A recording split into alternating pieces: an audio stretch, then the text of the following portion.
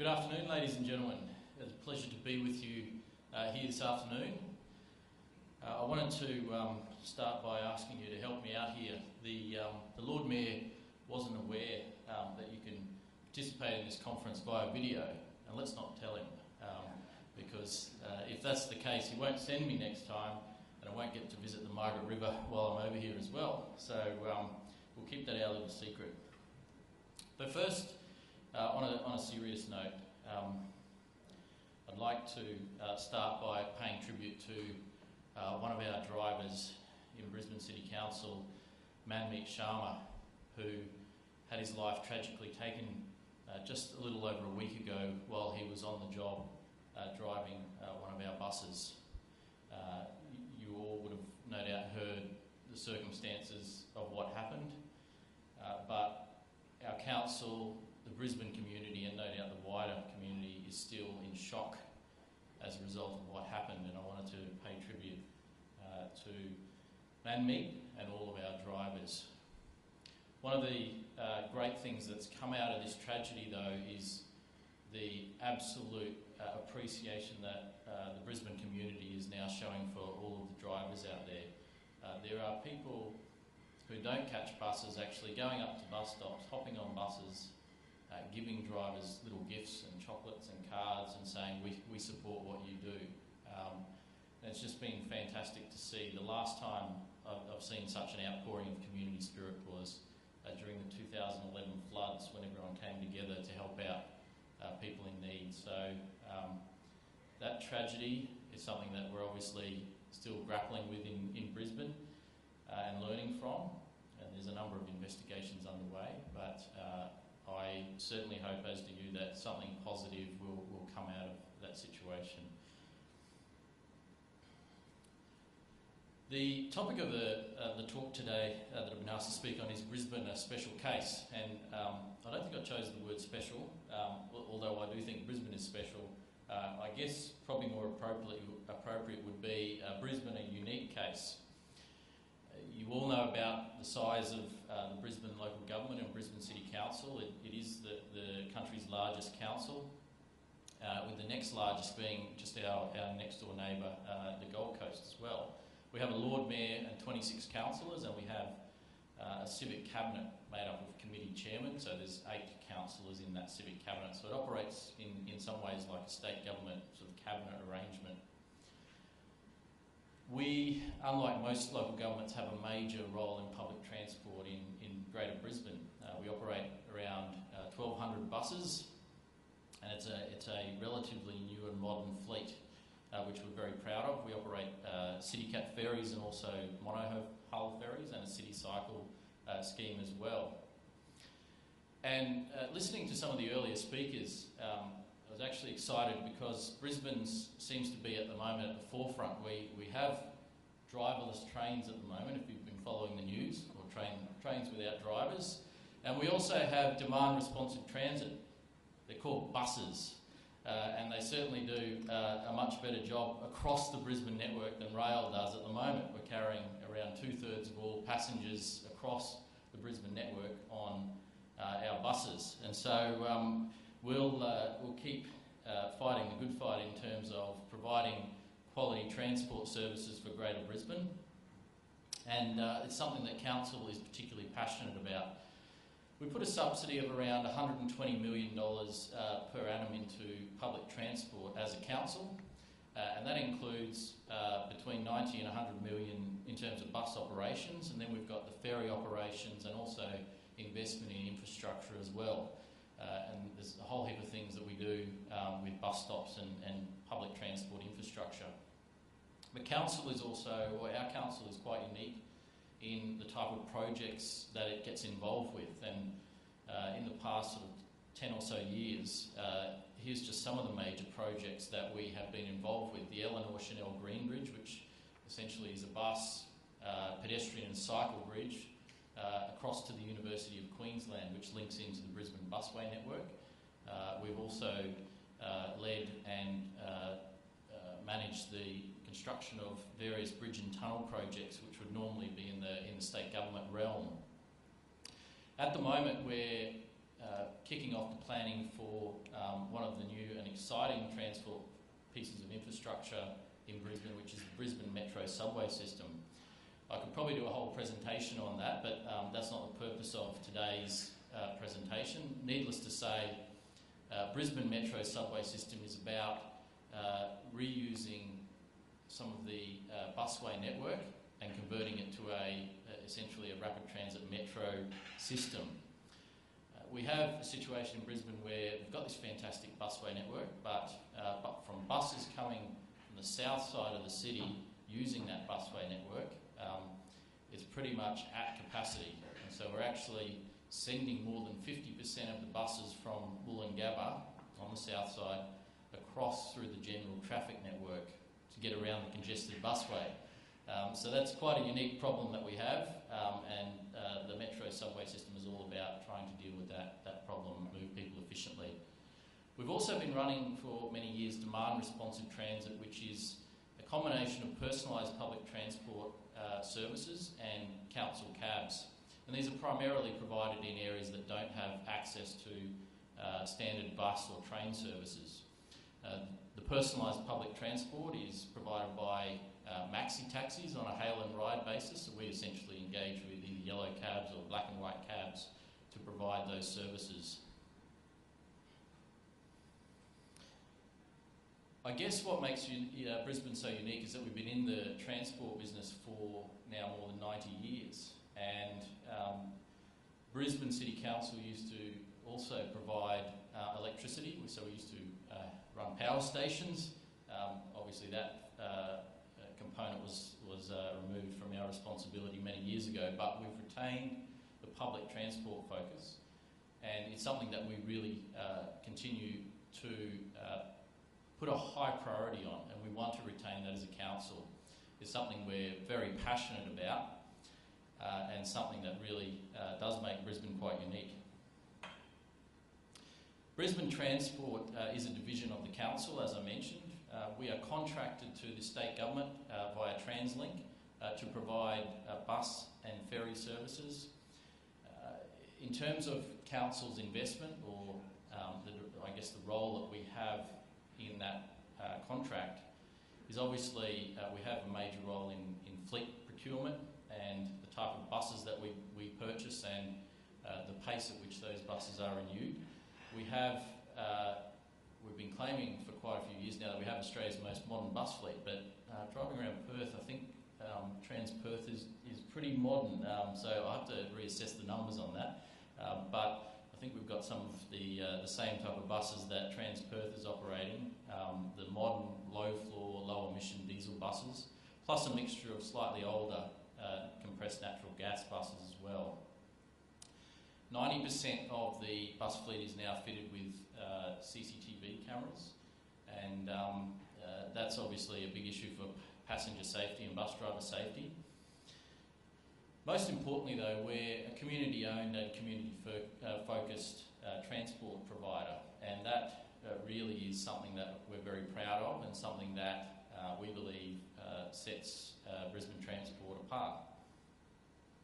In terms of our business, we have 7 depots. 2.4 passengers catch a Brisbane Transport bus every second. 2,671 employees. 3 million bus trips annually. 75 million passenger trips. And importantly, 78% customer satisfaction, something that we're continually striving to improve. Now, the Brisbane bus network, if you could probably see the map to the right there is very large and complicated.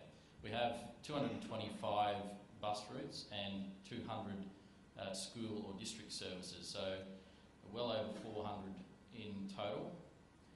Interestingly though, the majority of the patronage and the most high patronage routes are actually the 20 branded high frequency routes that we have across the city.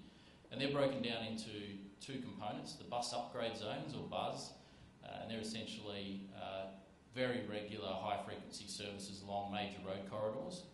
And then we have the Blue City Glider and the Maroon City Glider, which are branded services in a similar way to some of the services you see here in Perth. And and essentially the principle of those services is a no timetable service, so turn up and go type of arrangement. That was introduced back in around 2004, and it's had a dramatic effect on patronage in the City of Brisbane. We heard before the bus services are supported by a 25-kilometre network of busways across the city, including a number of underground stations, tunnels in the inner city area. And they connect some of the major hubs in the city, including hospitals, universities and sporting stadiums. And obviously this has evolved over time to fill gaps in the rail network. We don't have a particularly mature rail network in southeast Queensland. It's something that I know the state government is working on, and strides have been made recently, but obviously buses have been filling that gap, but that gap is so large that we're now carrying 2/3 of all public transport trips. I mentioned before about the patronage. We see here a little bit of a history dating back to the 1990s or late 1990s of how patronage has grown across the City of Brisbane. We saw in 2004 the creation of the TransLink agency, which was created by the state government to provide integrated ticketing. That was a fantastic thing. It was ticketing integration between buses, ferries, trains. Pretty basic concept, but one that wasn't in place until then. When that was introduced, together with the high-frequency bus services, the buzz routes, we saw phenomenal growth in patronage in the following years. And that growth continued unabated until there were a number of fare increases implemented. And we saw, and it's our firm belief as a council, that those fare increases dampened the patronage growth. That's being addressed at the moment, and in July next year we'll see lower fares coming into place as a result of a fare review conducted by the state government. So we're looking forward to hopefully see a resumption on that positive growth. In terms of the challenges of being a city government bus operator, obviously the same challenge that has been discussed quite a lot at the moment, but improving services within a constrained fiscal environment is a big challenge. We're just about to go into, we're in the middle of, I guess, negotiations on the next public transport contract with the state government. And those contracts usually are at least 5 years in length and can be potentially up to 7 years. And the big challenge we've all got is trying to grow and improve services when the extra funding that we'd all like to see just isn't there. And so partnering with the state government between Brisbane City Council and the state is going to be absolutely critical in ensuring that we can deliver those improvements. Our focus is on growing patronage, as I've mentioned, and integrating the different modes. There's also the challenge of who is responsible for what in southeast Queensland, and because of the council's long-term role in public transport, the reality is most people think the council sets the fares and the council decides all of the decisions in terms of routes and funding, whereas in reality it's a lot more complex than that, and there's definitely a major role for the state government. We also have a limit on the workplace flexibility, and that's obviously based on a workforce that has been, is heavily unionised and obviously has been the subject of many EBA agreements. And sort of getting flexibility out of those agreements has always been a challenge. Obviously, when it comes to a new contract, there will be requirements to change the way we run our business and we operate. And that limit on workplace flexibility is going to be a key issue for us, and one that obviously we're working on with the state government. And also I mentioned before the tragedy that happened just over a week ago. We have a changing security environment, and that goes for, I guess, public transport providers around Australia and around the world. The types of things that can and do happen now on transport networks provide major challenges for any operator, and nobody knows where that will go and what the next challenges may lie, and being nimble and flexible is obviously important. In terms of our priorities going forward, obviously partnering with the state is absolutely critical. We need essentially three things to happen, or we want three things to happen. We want that collaboration with the state to provide integrated transport, so that where bus services need to integrate seamlessly with rail, that happens. And we haven't been too good at doing that in South East Queensland, I must admit. But also how we improve services to get those people onto buses and trains and ferries that aren't currently catching public transport. Ultimately, if our city only provides transport for the people that have no choice, then we're not in any way providing effective public transport services. It's about getting those people who currently drive or commute in other ways onto our public transport system that we're critically focused on. We also have some big infrastructure needs in South East Queensland when it comes to public transport as the city and the region continues to grow. And so getting agreement on the major improvements to that network that need to happen is obviously a key thing. We've got the state working on Cross River Rail. We also have our Brisbane Metro subway system, and also there's a need, I believe, for ongoing improvements to the existing busway network and extensions to that network. So getting agreement on which projects have priority, which projects get the funding will be critical going forward.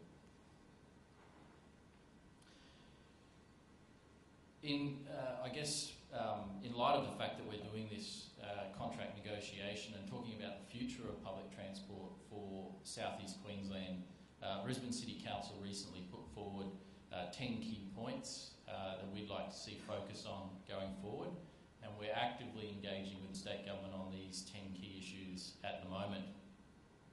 Most importantly, rather than having a purchaser and provider or a sort of standard contract model as an operator, we propose that we move to an alliance contracting model. We're both invested in this, we both put significant subsidies in this, and we should both have this partnership role in terms of a contract. The contracting model has been used for building major infrastructure projects at the council level. Many of you would be familiar with it, and it's something that we believe can be effectively applied to a public transport contract. So I think if we get this off the ground, it'll probably be the first of its kind in Australia and something quite unique. But ultimately, we need to do this to get that real buy-in and cooperation where decisions are being made by consensus, and I think we'll get the best outcome for Brisbane if we do that. We're also talking about progressively reviewing the entire bus network. As I mentioned before, there's over 400 routes across the city that we operate, but the majority of the patronage is only on around 20 of those routes. And there's a clear need to deal with that situation and make sure that we're adequately servicing people by really boosting up the frequency in the areas that we can along major corridors, and then dealing with some of these low patronage routes in other ways. And if you look down the list a little bit, and it's on the next slide, one of the other points we mentioned is really getting into that demand responsive transport area and working out how we can service areas more cost effectively. When you're talking about public transport subsidies of more than $10 a trip, in some cases $19 a trip, it's quite clear that there's probably a better way of doing it than running a full-size bus around suburban streets that might carry just a few people. Demand responsive transport is going to help us in that respect.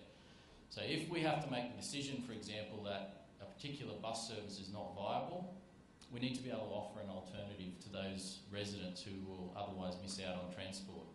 And it's often about that last mile problem as well. If we can get people cost effectively to the nearest transport interchange where there's high frequency services running, then we're helping to reduce that overall subsidy. And so we look forward to the state government's trial that they're doing to the south of Brisbane on this, and we'd like to obviously see a similar trial being undertaken in Brisbane as well. With 400 bus routes, there's obviously quite a complicated numbering system for those bus routes as well. And when you're catching the buses in Brisbane, you eventually get to understand what they all mean and what the route numbers mean. But some of our most successful bus routes have been branded. So the City Glider services, for example, they do have route numbers, but not many people actually know what those route numbers are. They know that it's a City Glider, and that's the most important thing. They know it's a City Glider, runs frequently, they know where it goes to, and they know that it will turn up in a very short period of time. They don't have to worry about a timetable. And so we're having a look at some of the best practice of route numbering systems around the world to try and simplify what is a very complicated system. We believe that we can actually deliver some more capacity on our existing infrastructure, such as busways, by using high-capacity buses more effectively. And the technology in this field is improving all the time. As we heard before, there's plenty of buses out there now that essentially operate like trains or trams. There's plenty of articulated and bi-articulated options that we can have a look at, including electric buses or hybrid buses. So using Brisbane's unique busway network, I think we can actually have a high-capacity bus strategy which really helps to take that infrastructure to the next level. I'm interested in pursuing what Melbourne currently does with their sharing of farebox revenue across the different modes of transport and different operators. Now, when you get an extra person on the public transport, that's a good thing, and if the operators are motivated and incentivised to get some benefit out of every extra person that comes on, then that's a good thing as well. At the moment, there is absolutely no link between the funding that we get from TransLink and the growth in patronage. So ultimately, we can get paid to run empty buses around or full buses. There's no incentive to get extra people on buses. Now, obviously, as a government authority, we are incentivised for other reasons to get people on buses, but there needs to be, I think, a financial incentive as well to drive patronage growth. So we're going to explore opportunities to do that. I mentioned before that we had a workforce that had many EBA agreements in place over a long period of time, and obviously there needs to be acknowledgement of that by the state government. That probably means that we're a little bit less flexible, we're a little bit higher cost than other private bus companies, but obviously that's something that we need to maintain as a government authority. We want to be best practice in terms of salary and conditions, and so maintaining that is obviously important to us. We could easily cut a lot of cost out of our operations if we started paying the bus drivers less and cutting out conditions, but that's not something that we want to do. As you know, the bus driver, I guess, employment and salary is a significant part of overall operations, and in the Brisbane City Council's part, it's around 40% of our overall operating cost is actually associated with bus drivers and bus operators. I mentioned before the demand responsive transport options. We also want to have a look at some loyalty programs and how we might use loyalty programs to drive increased patronage. And this can be done in many ways. It may or may not be linked to the ticketing system, but ultimately it could be done through an app-based system as well that's voluntary. Businesses all around the world and around Australia are using loyalty-based systems because they work. And public transport is obviously a public good, and really encouraging people that use public transport on a regular basis through loyalty programs is something that we think is a positive thing. Sadly, in South East Queensland, the different transport operators don't really get together and talk a lot. This is a pretty simple problem to solve, I think, but it's obviously a key point on our 10-point plan. We need to actually sit down and work out network integration issues, talk about the different operators and the challenges they're having. We're looking forward to a much more cooperative approach. At the moment, Brisbane Transport wouldn't have a clue what Queensland Rail is doing with their services.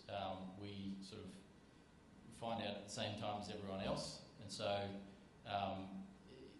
better communication between the different operators is absolutely essential. And finally, in point 10, developing a clear park and ride strategy for South East Queensland. We all know that whenever you build park and ride, it's usually done at a very high cost, and we're looking at upwards of $30,000, $40,000 per car space to provide, depending on the land value and where it is.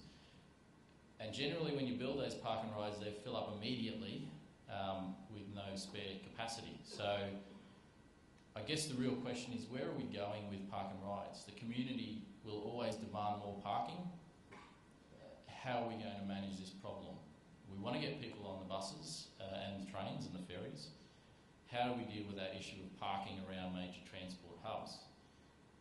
Are we going to just keep building more park and rides, or are there other innovative ways to deal with those sort of situations? Do park and rides become hubs for demand-responsive transport in the future? Do they become, essentially places for private transport companies to connect into public transport services? So having that strategy in place will be important going forward, and it's important from a planning perspective. The community keeps demanding more parking, and where we don't provide more parking, they will park in residential streets out the front of residential homes and upset those residents, often across people's driveways. And so we as a council are constantly getting demands for more and larger park and rides. So that's obviously a key challenge for us that we'd like to talk to the state about. That's the end of my presentation, and I think now we're going into the question and answer phase, but thanks very much for listening. It's a pleasure to join you today.